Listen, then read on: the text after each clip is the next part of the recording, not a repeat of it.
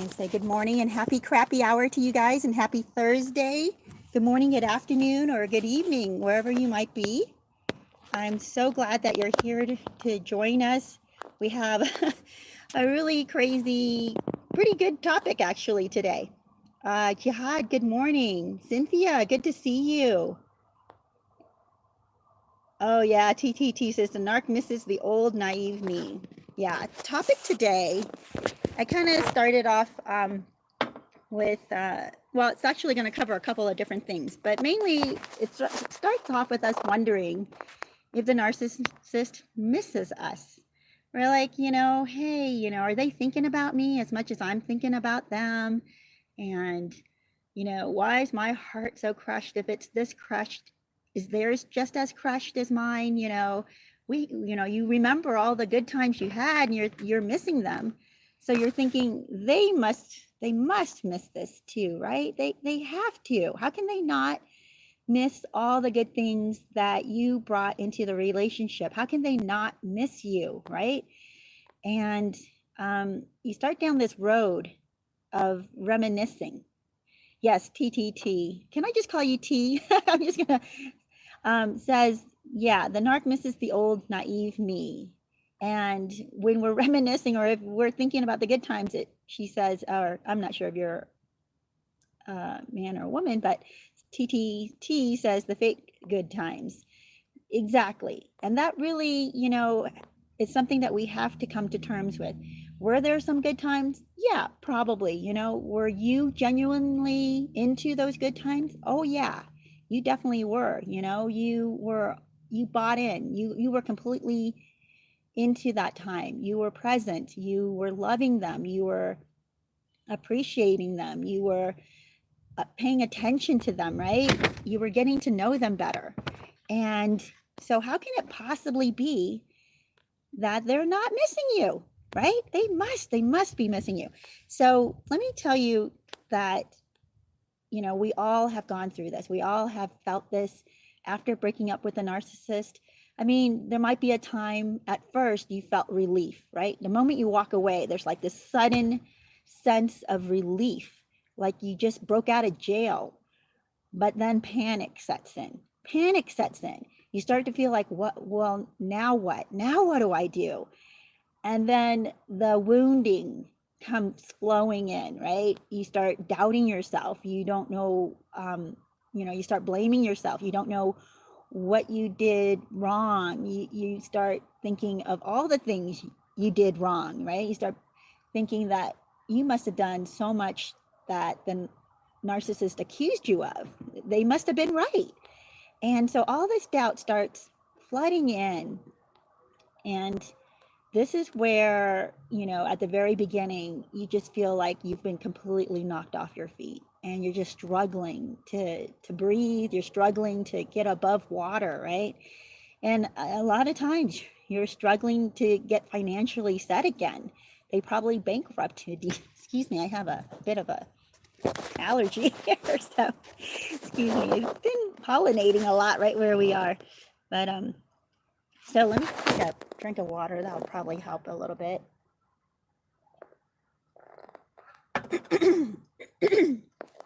Cynthia, so good to see you here. I'm so glad that you look forward to this. I look forward to it too. I really enjoy the time chatting with you guys. I really would love to set this up where we could talk instead of just for me to read your texts or messages. But this is the best thing I've got right now. The best ability I've got right now is to chat. And it really brings me back to in touch with what people are going through and where you are right now, not just you, but everybody, all the viewers. I'm not trying to single you out, Cynthia, although, it's really great for me to hear of progress you guys are making, and setbacks too, to help us walk through some of the setbacks, because we have all been through those setbacks. T says, for me, there's no good except for the idealization phase to hook me up. Yes, exactly. You guys, you are already on to today's topic, because there are several points I wanted to bring up about when we start thinking, do they miss us? Do they want us back? Could we still be friends?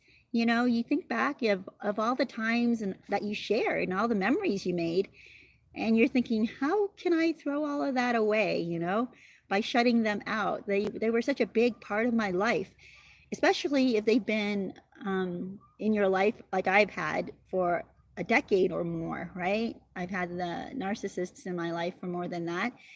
And I think, how can we just throw away an entire decade of relationship? So maybe we could still be friends. Well, T is right. It is an idealization phase that we go through. And C. Thomas, good to see you. You guys, I'm just going to say hi to you guys as you come on. So excuse me if that interrupts our train of thought, but I'll try to stay on topic. Yeah, so, you know, for some of you who are new, Happy Crappy Hour is about what happened this week that was good, that we want to keep on doing, and what happened that was bad, and we want to learn from those times, right? And stop doing those things that made the week bad.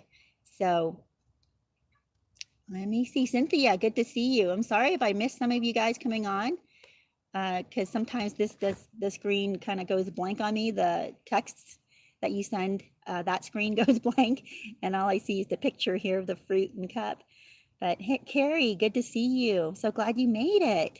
So you guys, today is, you know, when you start to think of how much you miss your life that you had with the narcissist, you start to miss the good times. You start to think back about all the trips you took together, or the dates you had, the amusement park you went to together, or, you know, the quiet, beautiful weekends you had together, or, you know, the exciting vacations, the times you cooked together, the times you just did life together, right?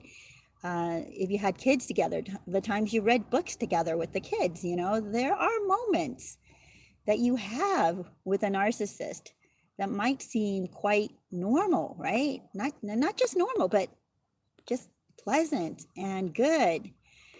But when you start to miss them and you look back, you tend to think of it as better than it ever really was. That's the idealization, right? We tend to look back and we forget how bad it had gotten. And why is that, right? I want to talk about why. Why is it that you look back and especially if several months had passed? I mean, the first couple of months, you're in a fog. You're just swirling around and you're on this whirly ride, and you can't tell what's up and what's down, and you're just a mess, right? You're trying to figure out what happened, you know, this incredible future you thought you were going to have, you're not having it anymore. And so you're going through this grieving process. So you're not really in touch with missing them clearly, I guess, if you want to say that. But a few months later, 6 months, even maybe 2 years later, right? You're thinking back and you're reminiscing about the times you had. And now that you have some space between you, and now that you're feeling healthier, you start wondering, well, maybe it wasn't as bad as I thought it was. I mean, I'm doing pretty well now. I'm back on my feet. I have a new place that I'm living in. I have new hobbies, or I'm back plugged into my hobbies and my old friends. And, you know, you either get plugged back into a good life again, or you start a new good life and you start thinking back, hey, maybe I can still be friends with this narcissist because we did have a good time together. I do miss them. That's where I want to talk to you guys today, because if you invite that nightmare back into your life while things are good, you are going to destroy everything you just built, And that's what I want to warn you of. And I know there's some people maybe coming on who don't want to hear that. And I totally understand. You know, some people want to hear, you know what, if you just do this one thing with the narcissist, they'll change. If you just give them certain boundaries, they'll adhere to those boundaries. They'll respect those boundaries, and you'll have a great life together. If you just, you know, tell them what they have to do to repair the damage they've done, then things will work out. And what happens there is you deceive yourself, and they continue to manipulate you, because if you give them the steps, say, okay, here are these 3 steps I need you to do. I need you to apologize to me. I need you to talk to my parents and explain to them what happened. I need you to sign this contract, right? You know, that we've written together, or I need you to go to counseling with me. Okay, they can manipulate through all of that, and even the counseling, because they can sit in the counseling with you and say all the right things to the counselor. And the counselor, if they have not had experience with narcissism, or NPD, narcissistic personality disorders, then they're not going to catch it. They're going to be caught up in the schmoozing and the manipulation along with you. And as soon as you lock into their life again, or they lock into your life again, the narcissist that is, they will start putting the screws into your side again. And you're going to be so confused. You're going to be back. It's going to feel like back at square one when you first got out of the relationship with the narcissist. You're going to feel again like you're in this crazy whirly ride and upside down, and you don't know what you're doing, and you can't trust yourself. So that's the whole point of today's discussion. We're going to talk about why we think this way, the pitfalls, the reality check we have to make. Okay, you guys, we have to make a reality check. And there is one sure, I don't know how sure it is, but it's been extremely effective. It's probably the most effective thing I have seen so far.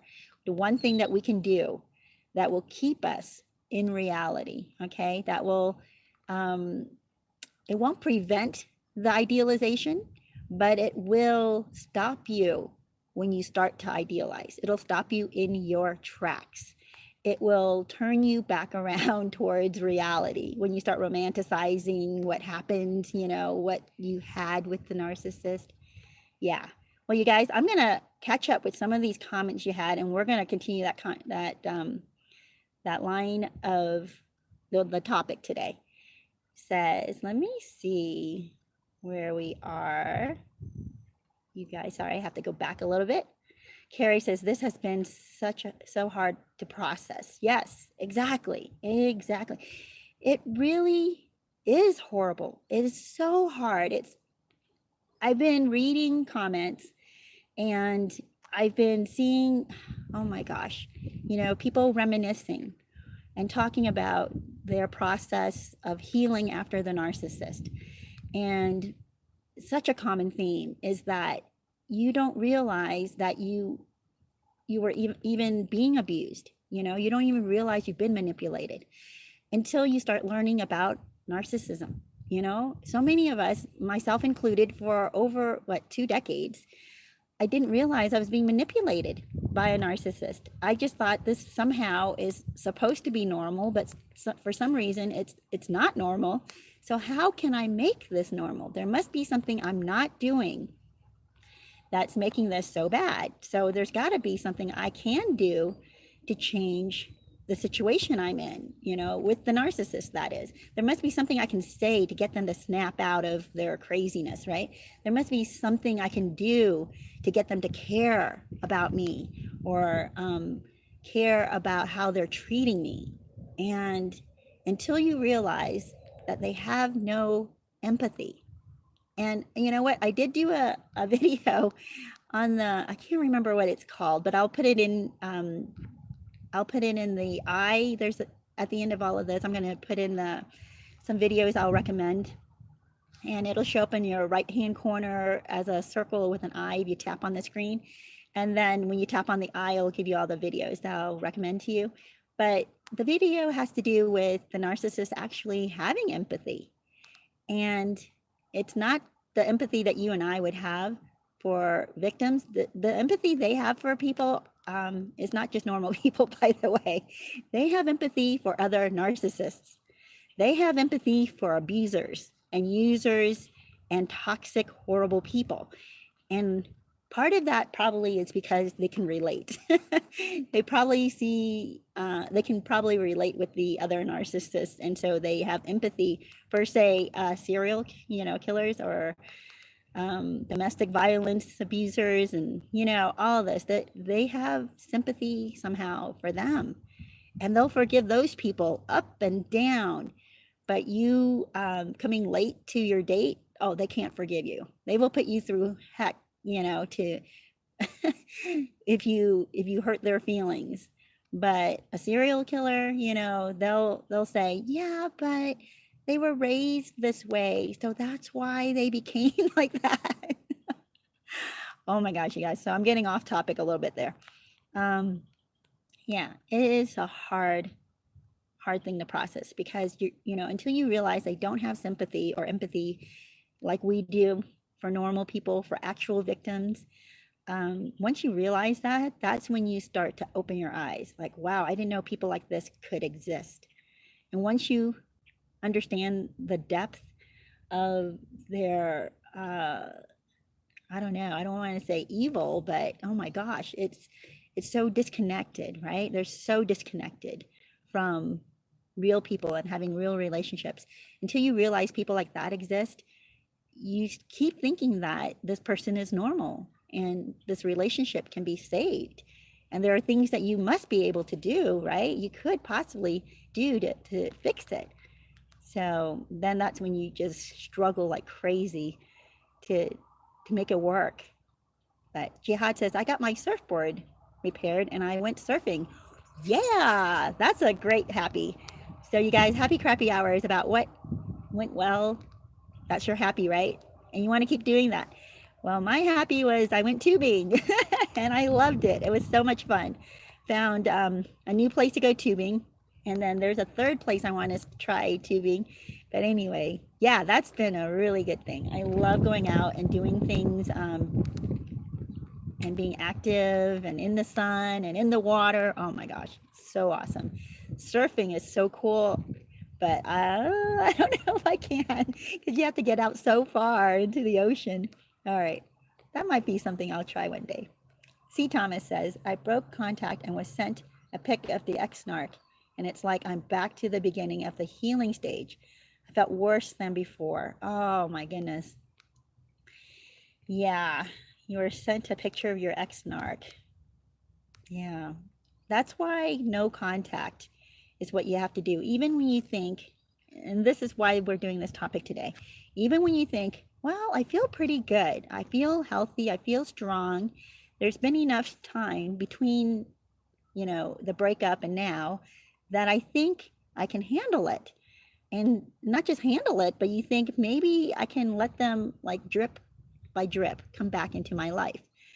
And not really. The toxicity was so deep that it may leave you raw for many years. I mean, I heard of people 6 years later are still raw from their abuse from the narcissist.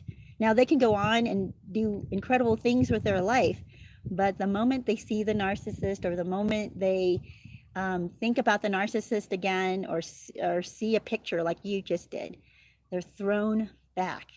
And part of that, C. Thomas, we're going to address today, is because we have been and still are idealizing what happened, our relationship with them, our experiences with them. We're still idealizing it. So as soon as you stop idealizing it, I think that you'll truly get onto this path of healing, where I also have heard where people years down the road pretty much have no feeling, no feeling for the narcissist. I mean, they were just a part of their life, yes, and a part probably that they regret, and that's fine, and I kind of think you have to go that way.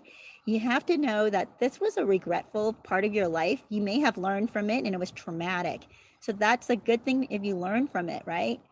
Definitely hold on to what you learned, but don't reminisce, don't idealize, don't romanticize it and think that it was really awesome and you could have this with somebody else. No, you don't want to have that with somebody else. So you guys, I am going to get to the first part, and that is the romanticizing and idealizing the narcissist. When we do that, we're going to keep ourselves bonded to the narcissist.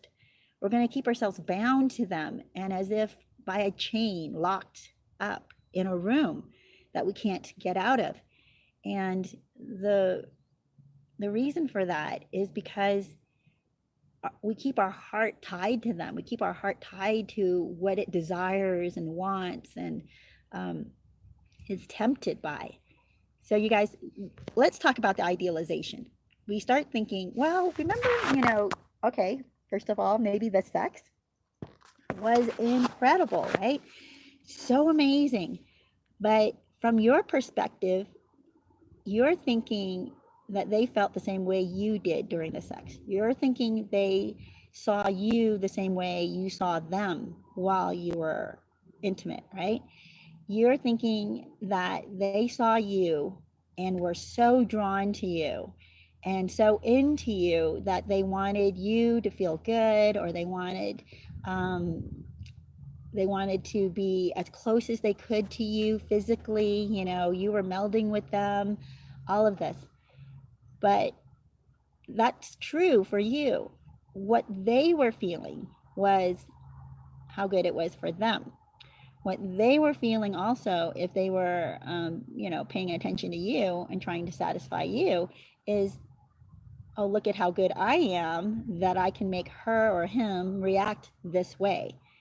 Look at how good, they're just building their ego. They want to see how they can affect you. That's what they're looking at. They're looking at their effect on you.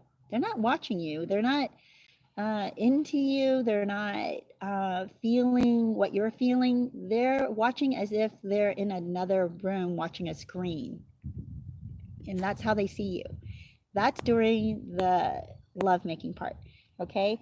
Now, if you guys had other things going on, of course, if you had a relationship with them, you would have had dates, you would have had intimate talks, and you're like, well, we had all these intimate talks where I shared with them my deepest desires or my deepest pains and woundings and, my childhood. I shared with them losses, people who've passed away that's traumatized me.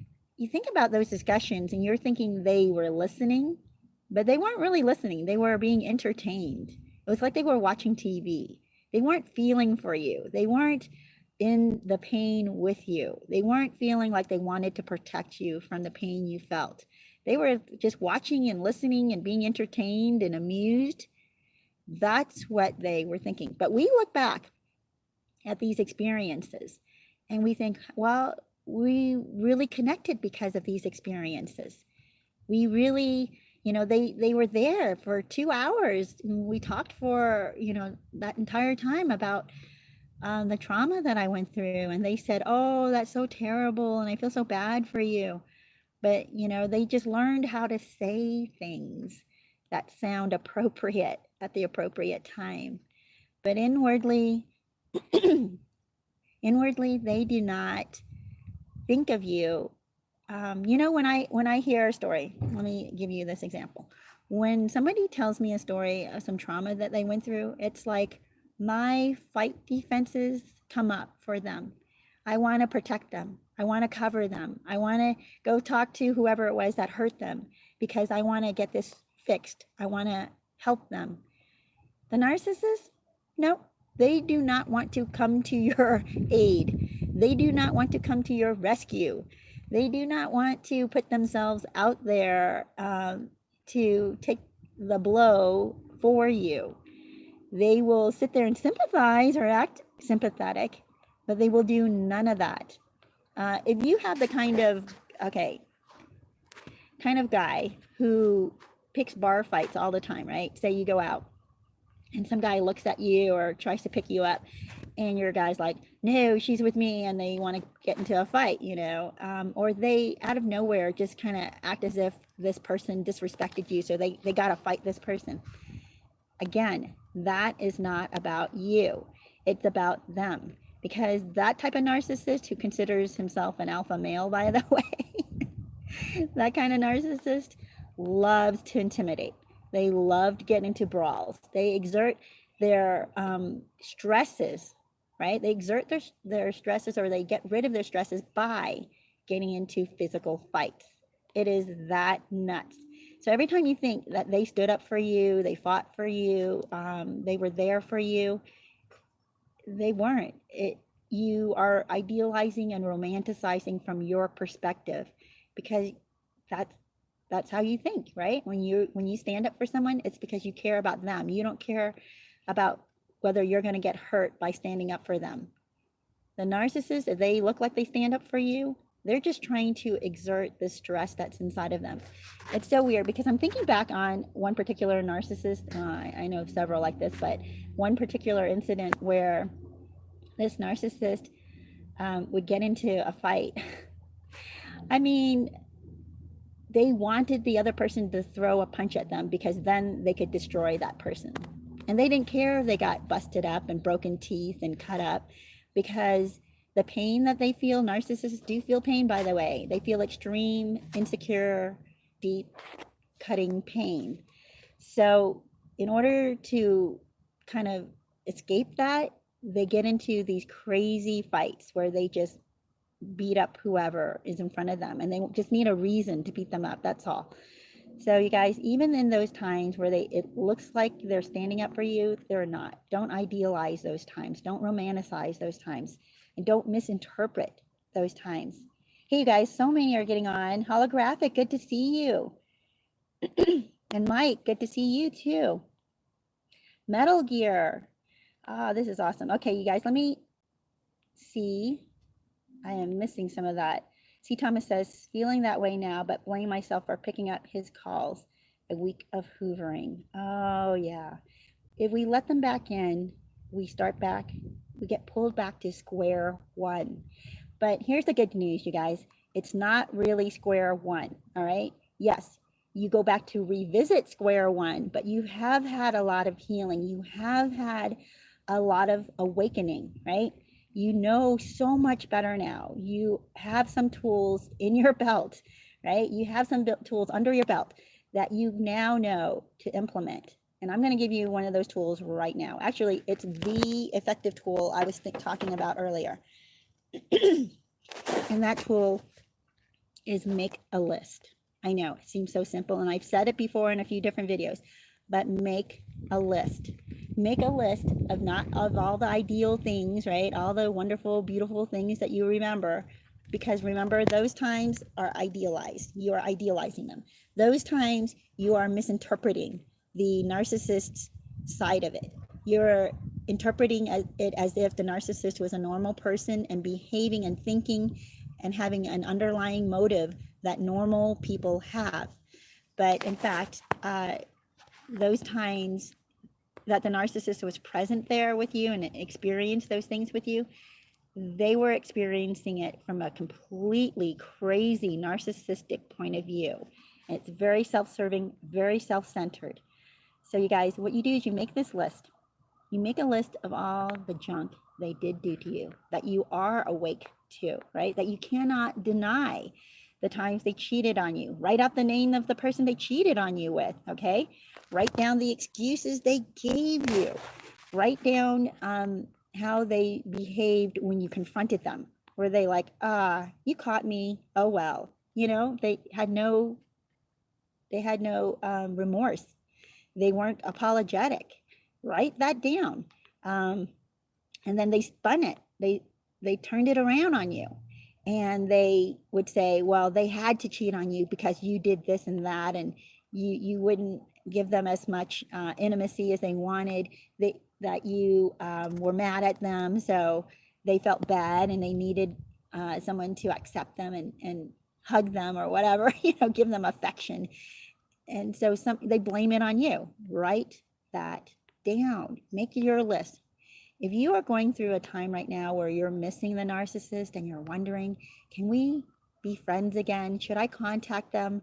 Should I return their call or their text or their email? Should I friend them again on Facebook, or accept their, what is it, when they follow you on Snapchat or what's the other, Instagram? You know, should I go ahead and accept those requests from them? The answer is no. The answer is no. But, you know, if you do slip and you do let them back in, just know that we're still here. We're still here. You can always come back. There's no judgment here. We all understand. We all understand this. In fact, you know, Carrie here is telling us about, you know, oh, I'm sorry, not Carrie, it was C Thomas is telling us about breaking no contact, you know, and going back into it. Yeah, this is why we have this forum.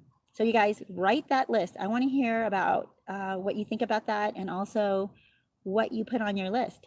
And I really want to hear if you do write this in a list. It doesn't have to be like paragraphs long. It could be just like an outline, just one phrase per thing that they did.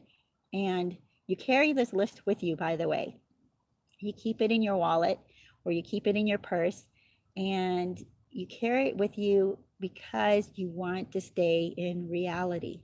That will snap you out of idealizing or even missing the narcissist, because you're going to go, wait, I don't miss this part of the narcissist. I don't miss the yelling and the degrading. I don't miss the cursing. I don't miss the crazy things, right? That you felt like your brain was exploding because they made you doubt everything. They were gaslighting you all the time, right? Making you think that you were going nuts. Write that down. And when you revisit this list and you review it and you read it to yourself, even just glancing at it, you can probably glance at the first one or two things and immediately your gut just wrenches and you'll go, wait, no, I do not miss that. I do not want to go back to that. So you guys, that was the big, you know, one of the big things that I found that's so effective, so effective. I have my list now in my head, and it's generally 2 to 3 things. Sometimes I need more. Like if the first 2 or 3 things don't right away make me feel sick about the narcissist, I'll think some more about other things that I don't miss about the narcissist, right? I'll start thinking about all the other junk that they did. That wakes me up. It also wakes me up from idealizing them, because if they were that awful, how could I imagine that they meant the good things I thought they meant, right? How can, you know, just because they remembered your birthday and they brought you a gift, okay, that's nice. But if that represents how they really feel about you, then what was up with all the cheating? What was up with all the lying?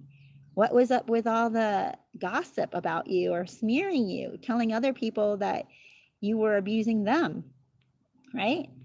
So, you know, the word around town is you're a jerk to them and they're a saint for staying with you, right? And you find this out. So if they remembered your birthday and brought you a gift and you thought, oh, they care about me. Well, if that were true, then what about all the negative and all the bad, horrible things they did to you that do not make it, you know, is not made up by just buying you a birthday gift? Yeah, got to think about that. Oh, there's more I want to tell you about that, by the way, the idealization and how we're interpreting what the interpretation, our interpretation of it is, and what the reality is. We really need that wake up call. So you guys, let me see what else you guys are writing here. C. Thomas says, I deleted it immediately, but already saw it. I guess seeing it was what broke me down. Yes. And what you also don't need to see is them with new supply.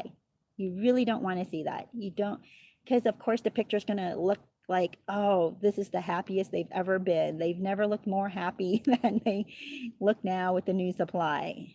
It's all such a lie, such a lie. That's the deceiving part. That's why we have to have, it's almost like 2 columns, right? You can imagine on your list. Don't make 2 columns, by the way. For your list, make 1 column, and that column only includes all the junk that was horrible that they did. If you do a second column, the second column should not and cannot be what they did that was good, because your interpretation of what they did that was good is deceiving you, because you're interpreting it in a way that was not true for them. what you should write in your second list, if you do make 2 columns, is what you learned.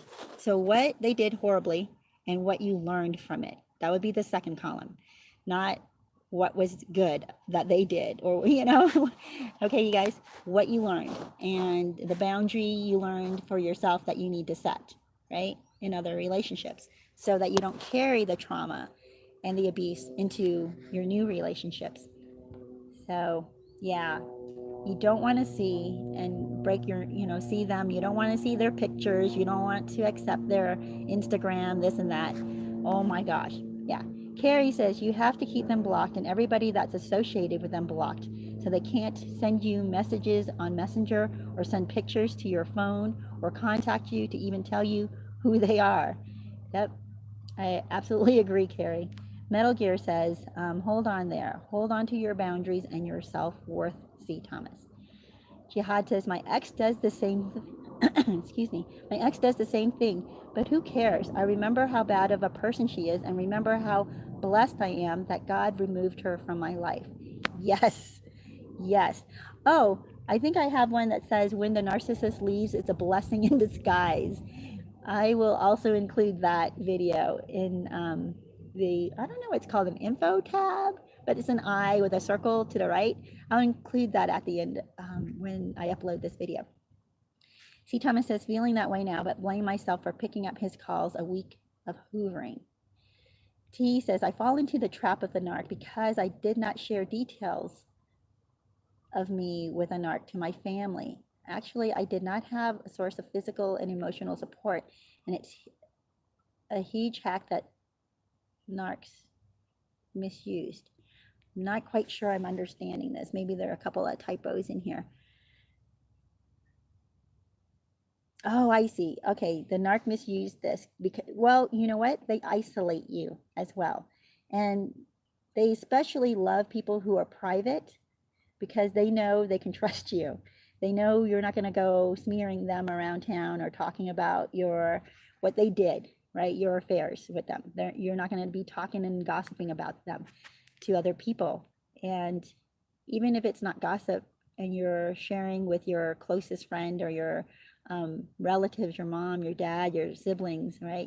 Or a cousin who's really close to you, they know you're not going to share your dirty laundry with them, because that, and then that, of course, like you said, they will use that against you, because then they can hide all of the damage they're doing to you. They know you're not going to report them, and they can keep doing this. And then later on, people are going to look at you like, well, that's out of the blue. You never talked about anything that they did. You never said that they abused you. You never said that they hurt you, that you never said they cheated on you. Yeah. And then people start wondering about you, right? Maybe you're making this up because you kept it hidden all that time. So, yeah, we totally understand you. I want to let you know that. And you're right. I'm glad that you brought that up. It is a huge trap. And that's why it is important to have at least one person that you can talk to about abuse that you're receiving, but be very careful who that one person is. Be very, very careful. It has to be, I hate to say, you can't, there are friends, people who may be friends, like I had a narcissist friend, and if you tell them too much stuff, they will report it to everybody. Everybody will know your business. There are narcissist family members. They're not to be trusted either. They will undermine you. You got to be so careful. Holographic says, relationships are over. Who needs that bull and drama? Get a life, have friends, mentor children, go play with animals, help a homeless person, write a book, get a hobby. Yes, I agree with all of that. That's great advice. Metal Gear says, the only reason that the narcissist misses anyone is because they only miss what you can do to them or for them, right? Period. Absolutely agree. And yes, that is part of the, what was I saying? The interpretation, right? That you have when you go back and you think about the narcissist and you're idealizing the situation. Your interpretation that's misleading you is that, oh, they miss me.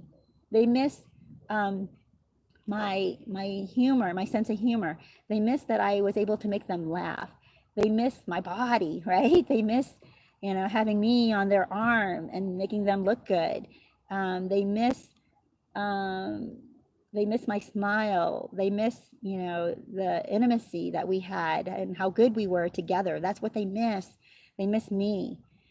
And from talking to some narcissists, having been really close friends to the point where they tell me their narcissistic ways. And at first, I didn't know that this was narcissism. I just thought, how weird. I don't understand. I don't get this. But I wasn't judgmental. So they felt very safe to tell me a lot of really horrible stuff.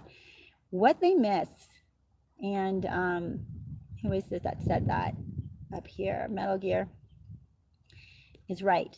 They miss what the supply gave them.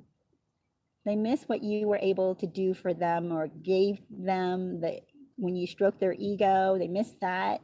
They miss having you on their arm, making them look good, but not because they think you're so beautiful and they just admire how you take care of yourself or something like that. They just miss the attention they got when you were with them. They don't miss your smile. They don't miss your laughter. They miss when you made them feel good. Yeah. When you were able to get them out of their misery for a moment and focus on something good, they miss that. But you, no, they don't. It's weird, but they separate you. They separate you from your characteristics. Okay. They don't see you as a person to be loved and to be honored, to be respected.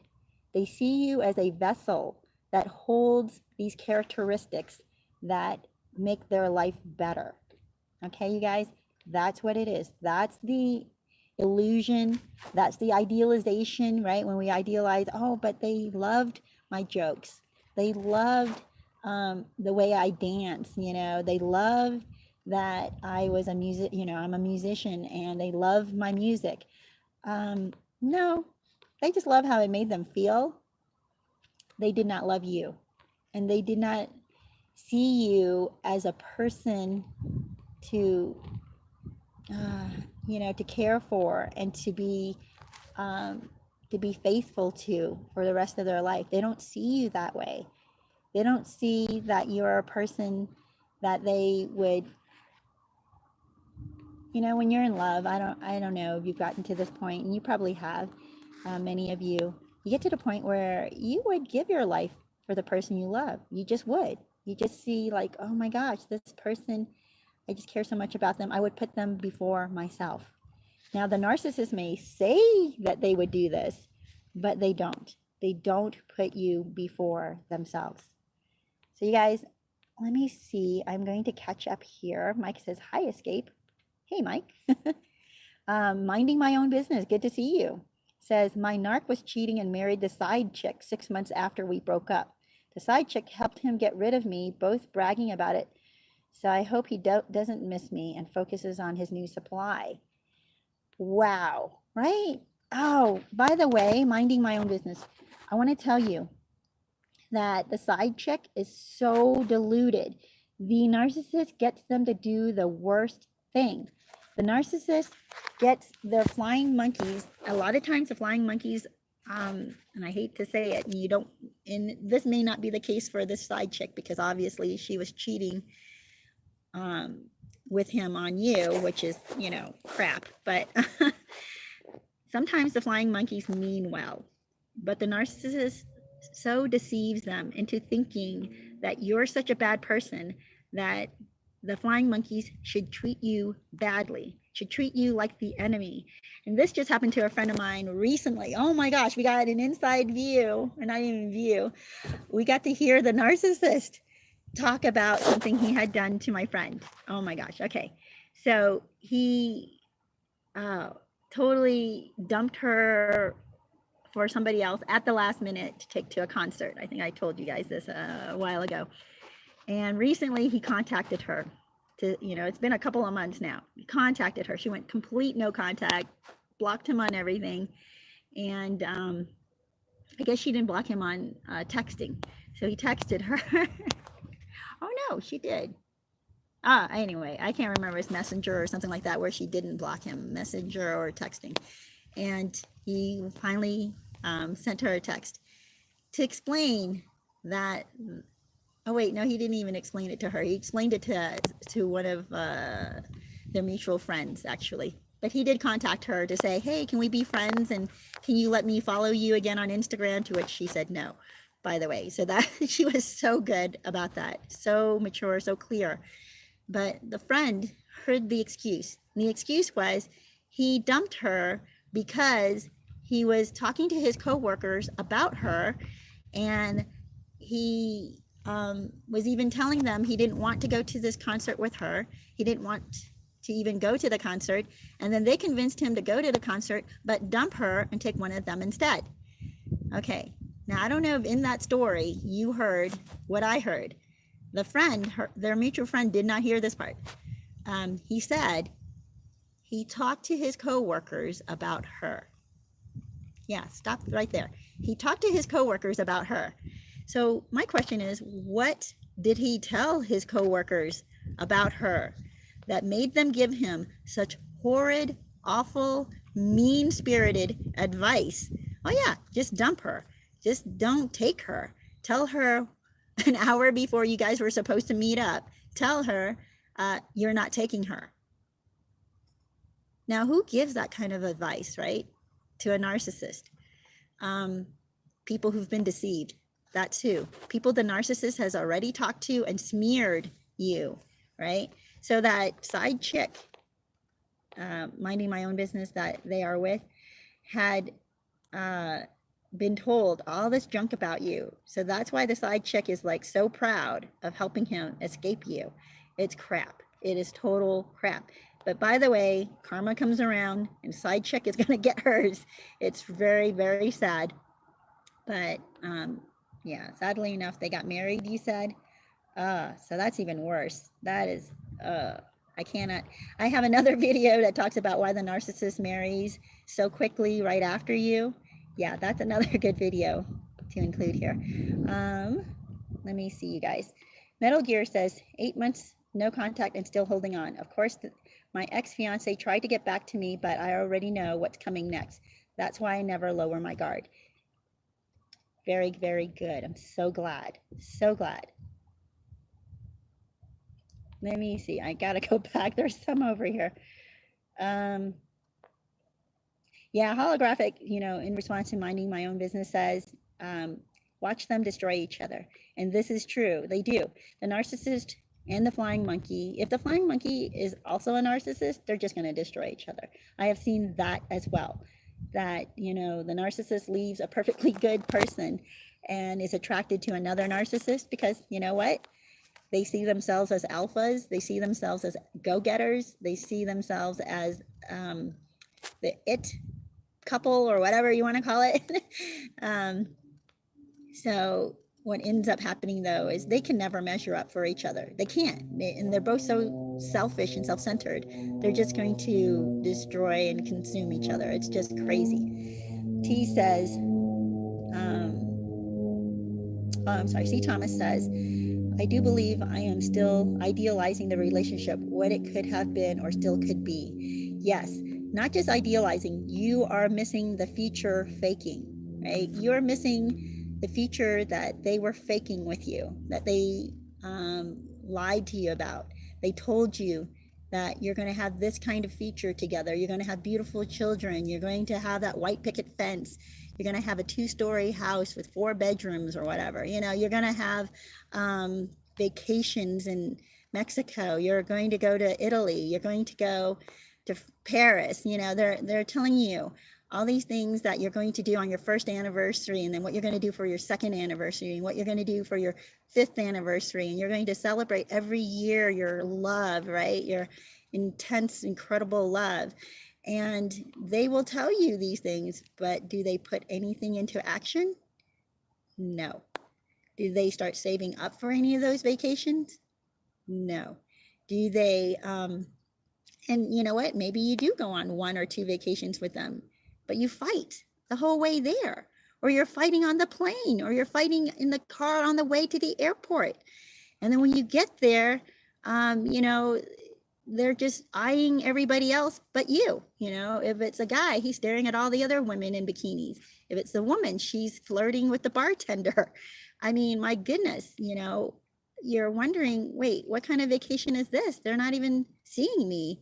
They're like a kid in a candy store when they're on vacation. They're looking at all the new possibilities, right? All the new people they could be flirting with. So you're missing the future that they were faking, right? That they told you was they were capable of, but they're not capable. They're not capable of such a beautiful future. They're only capable of talking about it. Yeah. So let me see. Metal Gear. Okay, I'm sorry. Let me go. I went back too far. Minding my I'm sorry, I just read holographic says happy people don't have time to brag on Facebook about it. Yes, because narcissists brag about stuff on Facebook.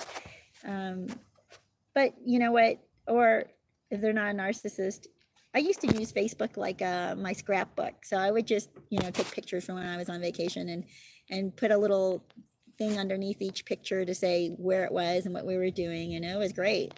And then I kind of stopped doing that because I'm not a scrapbooker. I'm so bad about that.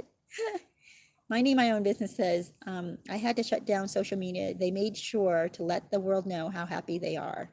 Yeah. Yeah. And they do. They need to have that attention. They need to have the attaboys, you know, the pat on the back. C. Thomas says he would hoover and pretends the relationship never ended, although he discarded and left me for an ex 8 months ago. And this is where the idealization starts. Wow. Yes. Oh my gosh. I was reading a comment where this woman was saying how she broke up with a narcissist. It caused huge narcissistic injury, right, to the narcissist. And I can't remember, it was a year or something later, the narcissist contacted her talking about, you know, being sweet again and being nice and all that. And from his perspective, she said he reframed their breakup.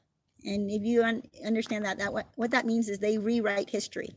So he rewrote history to say that he broke up with her because of some unforgivable thing that she had done. But here he was trying to get back together with her, and she, you know, intelligently did not take him back. And she wasn't mean to him, but she got him thinking. She said to him, she asked him, do you regret breaking up with me? Which, by the way, he didn't. Remember, he reframed it to make it sound like he broke up with her. But now suddenly he wants her back. So she asked him as if, you know, and he didn't skip a beat in that he truly believed his version of what happened. So he truly believed he broke up with her. And she asked him, did you regret breaking up with me? To which he couldn't really answer because, first of all, he didn't break up with her. Second of all, he had to figure out then how, you know, they ended up where they are if he wasn't the one who broke up with her. Well, he did get mad at her, and the anger came out. His frustration came back out at her, and she realized, yes, that was exactly the reason she had left. That was why they broke up. That was why she broke up with him. Yeah. Crystal Jean, good to see you. Sorry, I am so far behind your comments, you guys. Yeah, Metal Gear says narcissists will never stand up and give support to anyone. If they do, it's just to trap you in their web. Yeah. Holographic says, minding your own business. It's so fun once you realize that watching your exes is the best entertainment life and karma will give you. If you're able to watch from afar and not see the fake stuff on Facebook, and actually see the reality, see, you know, sadly enough, you'll see the divorces again and again. You'll see them with, wait a minute, they had just married someone 2 years ago, and now I see them out to dinner and smooching somebody else. Wait a minute, you know, so you know that marriage is over, or they're cheating on them. in which case that marriage is over anyway. But yeah. Karen, good to see you, says, don't go back to vomit. Yes, there is a scripture that says something about it's like a dog going back to its vomit. And I've used that before on people to explain to them that, you know, a dog will go back and re-eat its vomit. It's so gross, right? They threw it up because it was, I mean, there's a reason they threw it up, okay? Because it was hurting them. It was poisonous. Their body was rejecting it. And then they take it back in. They ingest it anyway. They go and ingest it back in. And it only, of course, continues. It's not like now that they've ingested it a second time, it's less toxic. It's still toxic. So don't go back and do that. Crystal Jean says, minding my own business, LOL. I tried writing everything down and I realized I could write a set of books. Yes, Crystal Jean's referring, I believe, to the list of all the bad things that they did. When we start to idealize, when we start to reminisce, when we start to miss the future that they were faking with us, you know, that they told us how beautiful it was going to be when we're together, we're going to retire together, and we're going to have these golden years together and watch our grandchildren and all this, whatever, right? It's really easy to go back and romanticize and idealize all of those times and think that they must have meant some of it, right? And maybe I have exaggerated how bad it was. Maybe it wasn't as bad.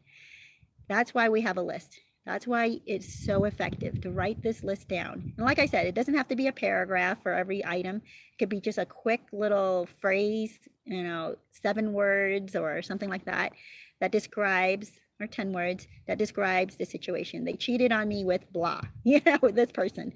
They lied to me about this, blah, blah, blah, you know.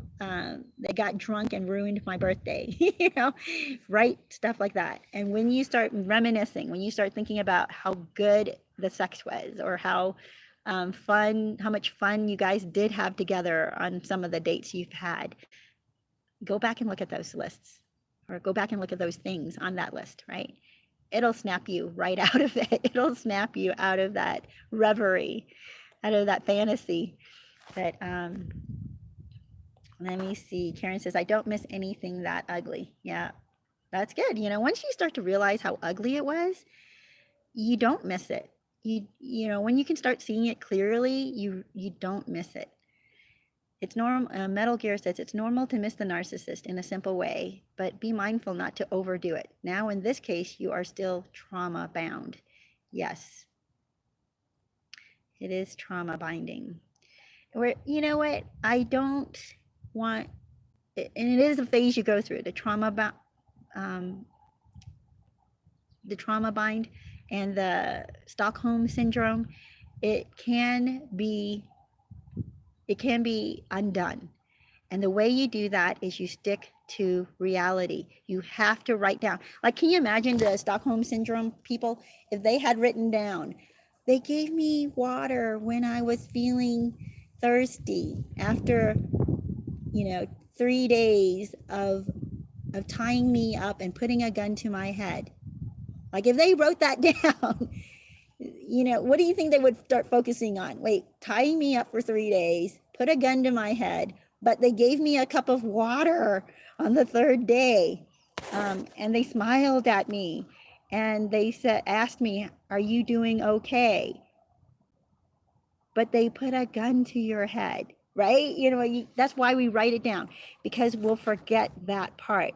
And we'll think about, well, they asked how I was doing. I could see the concern in their eyes when they were asking me, even though the gun was still, you know, in their hand, pointed at me. Or, oh, well, they weren't pointing the gun at me at that moment when they were asking me how I was doing. And then they told me about their painful past and you know, you bond with them because they tell you about them, right? You bond with their story and how the trauma they went through, and you feel bad for them, and you feel this bond to them because you feel sympathy for them. You're empathic even sometimes with some of the trauma they went through. So that's part of that trauma bonding. That's part of that um, Stockholm Syndrome. If you keep this list, and this is why I focused on this list, it is so effective. Write down the reality of it. Write down what they actually did. So, you guys, we are out of time. I am going to give you some time to wrap things up as I read some of your comments. Mike says narcissists are not loyal. So right, Crystal. They're backstabbing cowards. Oh wait, where's Crystal? Says Metal Gear. We miss the person we thought we were with. We put so much of ourselves into it, plus companionship. But they are just empty meat suits. I remember you saying that before, the meat suit. Yeah, they are so empty.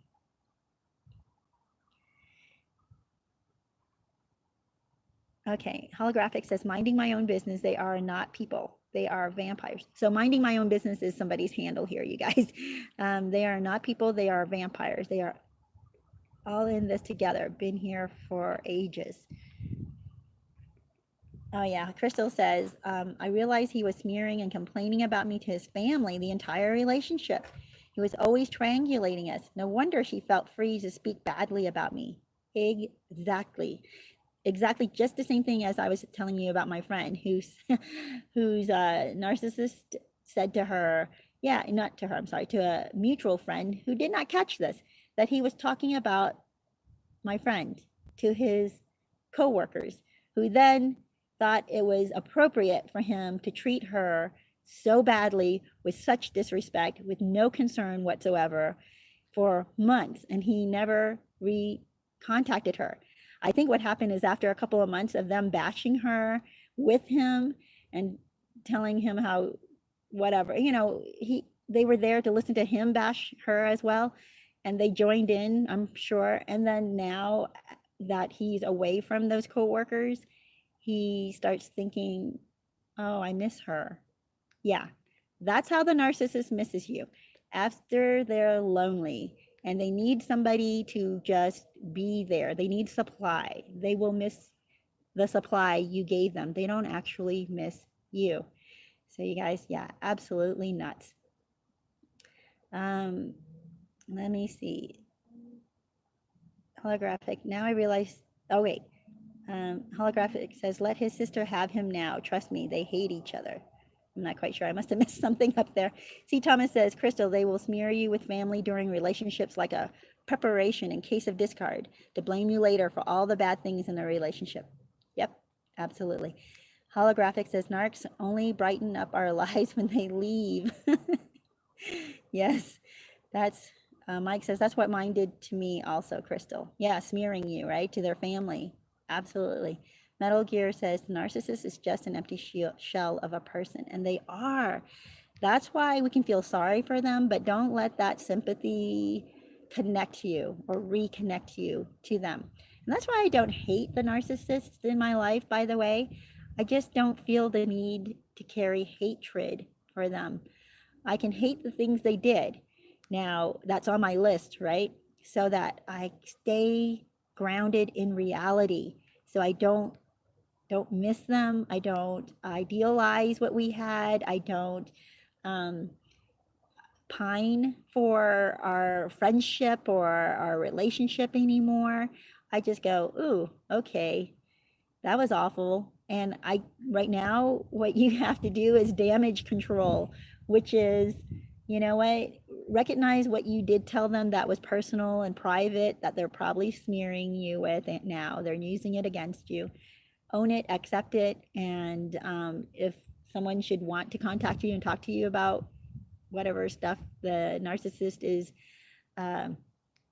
revealing about you, all the secrets you told them, then you can do some damage control and say, okay, well, this is out there.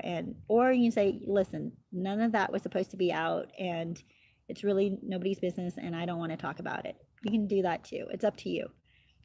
Jihad says, Crystal, same thing since the beginning. She was smearing, and I had no idea until the relationship ended. Her brother came and apologized to me, saying he should have come to me from the beginning. Yes. Oh my gosh, you guys. So crazy. So crazy. Jihad says, instead of believing her and feeding into her lies, They smear you to the whole world. Yeah.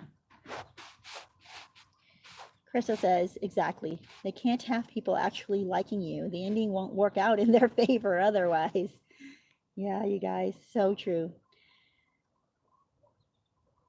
See, Thomas says, I would hear my ex talking badly about her, I guess, with the brother and mother on phone calls, and he'll pretend in my face. Yep.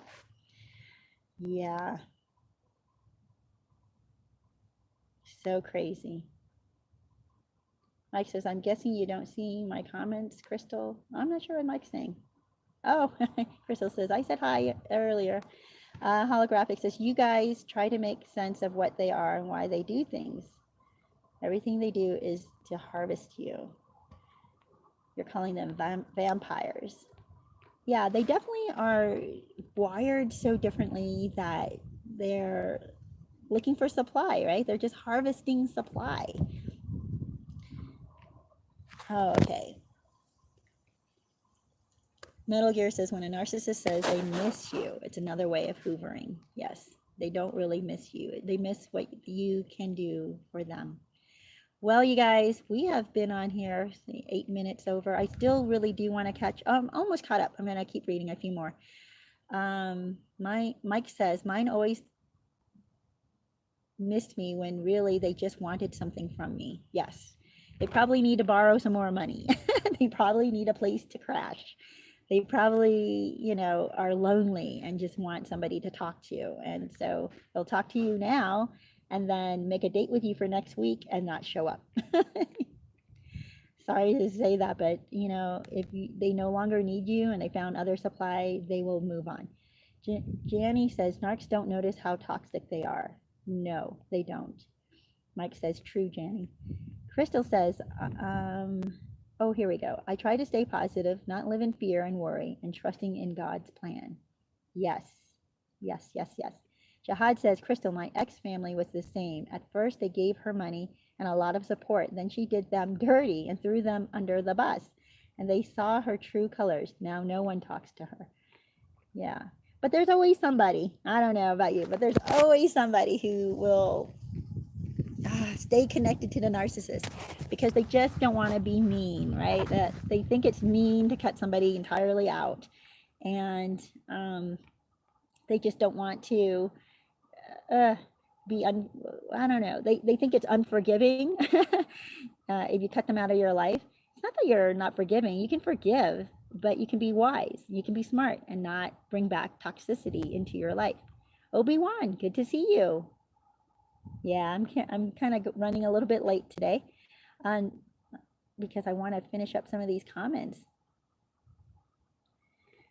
Crystal says, my ex and his sister would always need to go for a walk to get alone sister-brother time at family gatherings and visits. I always thought it was a bit odd, but I didn't want to interrupt.